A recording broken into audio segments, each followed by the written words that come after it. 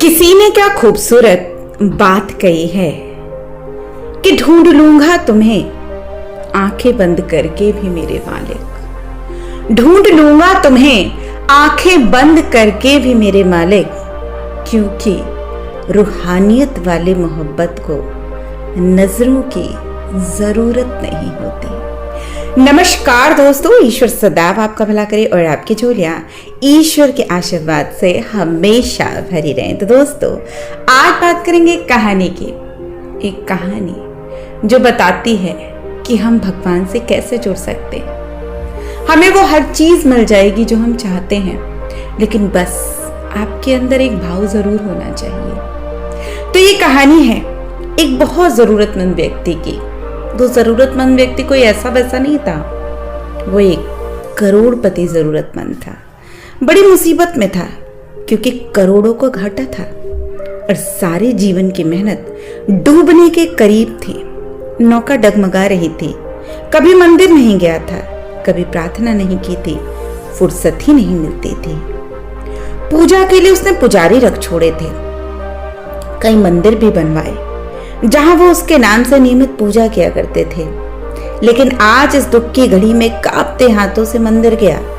सुबह जल्दी गया ताकि परमात्मा से पहली मुलाकात सिर्फ उसी की हो, पहली प्रार्थना वही कर सके, ताकि कोई दूसरा पहले मांगकर परमात्मा का मन न खराब कर दे। वास्तव में उसे बोहने की आदत थी, कमबख्त यहां भी नहीं छूटी, तो सुबह ही सुबह पहुंच गया मंदिर। लेकिन ये देखकर हैरान हुआ कि गांव का एक भिखारी उससे भी पहले मंदिर में मौजूद था।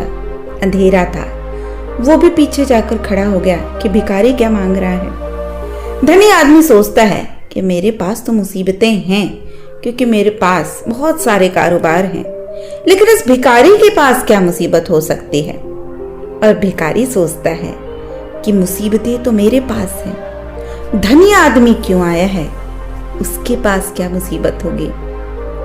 अब एक भिखारी की मुसीबत दूसरे भिखारी के लिए बहुत बड़ी नहीं थी। अब उसने सुना कि भिखारी कह रहा है कि हे परमात्मा, अगर आज उसे 5 रुपए ना मिले तो उसका जीवन नष्ट हो जाएगा। मैं आत्महत्या कर लूंगा। पत्नी बीमार है और दवा के लिए 5 रुपए होना बड़ा ही जरूरी है। मेरी पत्नी का जीवन संकट में है। अब अमीर आदमी ने सुना कि भिखारी तो अपना मुंह बंद ही नहीं कर रहा है, बोले ही जा रहा है, प्रार्थना कही ही जा रहा है। तो उसने झल्लाकर अपनी जेब से 5 रुपए निकालकर उस भिखारी को दिए और कहा, ये लो 5 रुपए और जाओ यहां से जल्दी।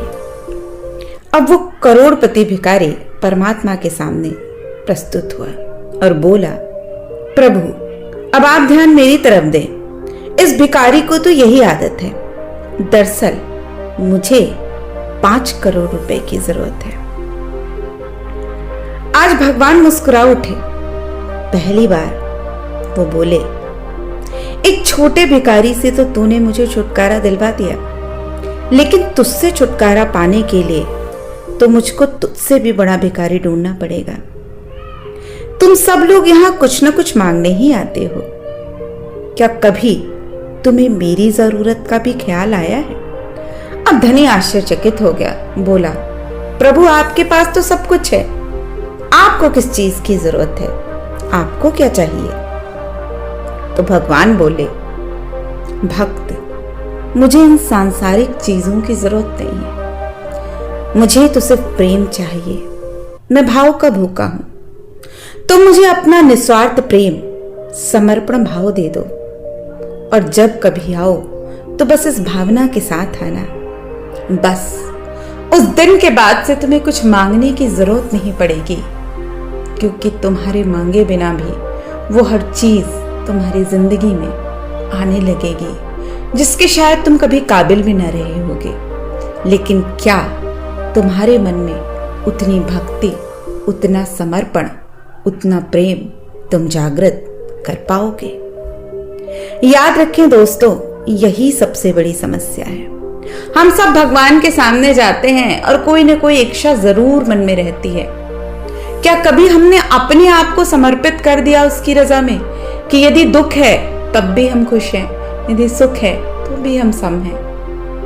क्या हमने कभी प्रभु को अपने हर सुख के लिए जिम्मेदार माना। हमने हमेशा कर्ता भाव ही माना।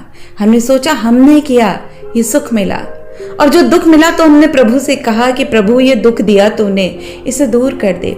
कभी ये नहीं सोचा कि ये दुख भी हमारे कर्मों ने ही खड़ा किया। आपको ये भी नहीं पता कि शायद इस दुख की जो तकलीफ थी वो और बड़ी हो सकती थी।